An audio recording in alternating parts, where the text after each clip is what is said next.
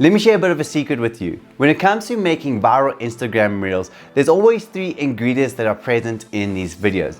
The first one is that it uses the right song, but secondly, it uses the right content with it, and thirdly, it keeps the viewer's attention throughout the entire video.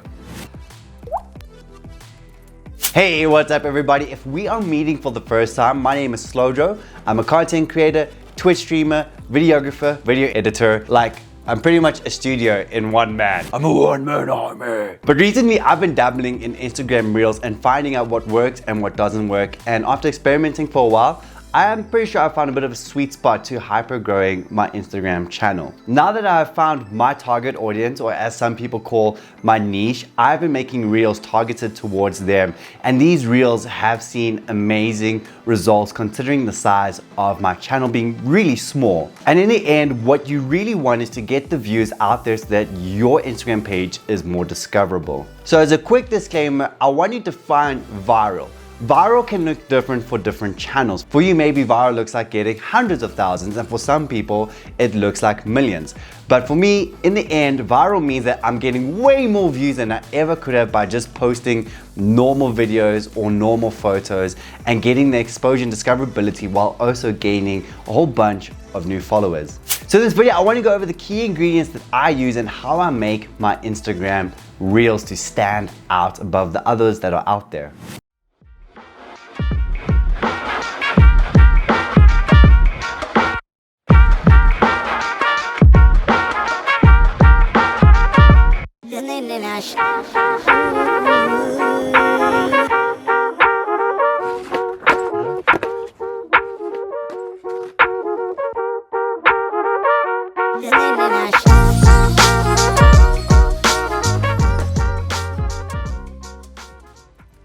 And the first ingredient which I mentioned, which is the most important one, is going to be your song choice. Now, with this, you have 2 options. You can find just a normal song and edit it to it. You can find a royalty-free song of like Epidemic Sound, and you can edit your reel to it. I've done that, but also you can find a song that is trending on Instagram and edit your video to that. So one of the hack methods that I use is I find a song that I like. I will literally just scroll through reels for about maybe 20 minutes, 30 minutes, till I find something that's like caught my attention, because the song needs to capture your viewer's attention, and a lot of people already know what songs they like and what type of content to expect. So once I found that song, what I simply do is I just screen record it from the beginning to the end. Now this is going to help out a lot because I want to make sure I edit my video to the beat of that song. And by recording it on my phone, I can then import it onto my computer and see the audio waves, so I know I need to make a cut at this beat.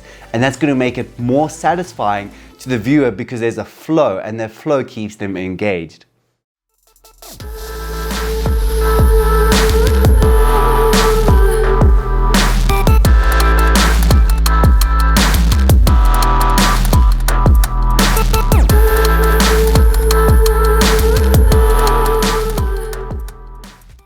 Now the second ingredient is going to be your content. Now whilst your song is the king of the video, the content is going to be the queen, and the queen runs the house, but they work hand in hand. So define the type of content you want to edit to the song. Maybe it's videos of dogs, pictures of cats, maybe it's a sport or an athletic movement or an athlete performing unreal tricks. You need to define the type of content you want to start editing your reels to. For me, I've gone with athletes. Athletes from various sports, from skateboarding to lifting to HIIT workouts to streaming. I consider streaming a sport.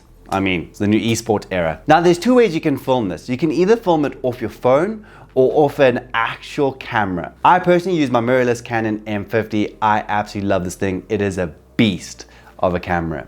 So if you're using a phone, you need to decide whether you're going to be filming it landscape or portrait. If it's landscape, that means you can then repurpose it for YouTube and other platforms. But if you're just going for reels, I would suggest that you actually record it in a portrait perspective. Is it portrait perspective? Well, I hope so. Oh no. But if you're recording on a camera, maybe you've got it on a gimbal like me, make sure you keep your subject at the center of the frame throughout the clip you're recording. Otherwise, what tends to happen is when you repurpose it for reels, they get cut out of the clip and it's like, where's your athlete, Joe? It's like, oh, they're there somewhere. Now I'm in the game, I was on the bench. First I was renting, now I'm collecting rent. First it with the Beamer, now I want the Benz. Spending all the bag like here I go again. Outside says chirp, now the camera phone. Told you I'ma keep the channels on. Why you acting different when the camera's on? Why you acting different like your paper long? 8-day wake up and I thank God. Bad decision got you wishing you could say nah. My city gritty, you could get hit any day now. On my mama, I'ma move my family way out. With some 20s, 50s, hundreds, thousands, millions, billions, trillions, zillions. I'm talking Amazon money, talking so much money I could mess around and buy Amazon. I been winning, I'm like, why me? I heard these labels wanna buy me. I don't need you, boo, I style me. Now on to the third ingredient, and that is it keeps the viewer engaged in the video throughout. So here's a few rapid tips that I've pretty much found out through Instagram Reels is that you can use up to 30 hashtags, but I personally haven't seen much of a difference whether I use 5 or 10 or 30. I get about the same amount of views. The second tip is that you need to make sure if you're recording with your phone, you set it to 60 FPS.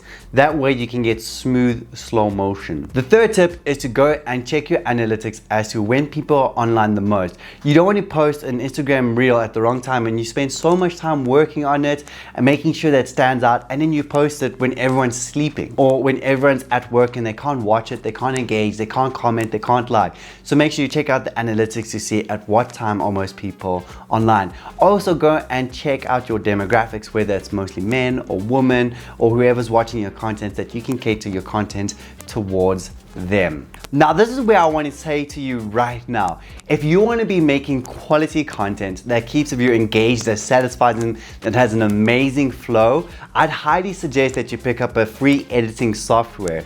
Maybe it's iMovie or DaVinci Resolve. Those two platforms are amazing, they're free, and you can edit within them. And the reason I highly suggest this is it's going to make it a hell of a lot easier to edit your video to a beat. So remember how I said on point 1, I screen record the song. And that is because I can then drag it into my editing software, see the audio waves, and cut the video to that. It also gives you a whole lot of freedom in editing your video, in telling a story. Maybe you didn't get it right the first time, you want to change a few things. You don't have to scrap the whole thing. You can just simply go to the beginning and change that clip right on the timeline. And that is why I highly suggest that you actually check out this next video where I show you how to make YouTube shorts. But the interesting thing is you can make it a YouTube short, an Instagram reel, and a TikTok video. And whilst it's the topic of gaming, it still has a lot of value in it that's going to help you to stand out in choosing the right song, in telling a story, and how different songs can change the entire mood of your video. So make sure that you keep on creating, record high quality content, and keep on posting. Stay consistent and the audience will find you.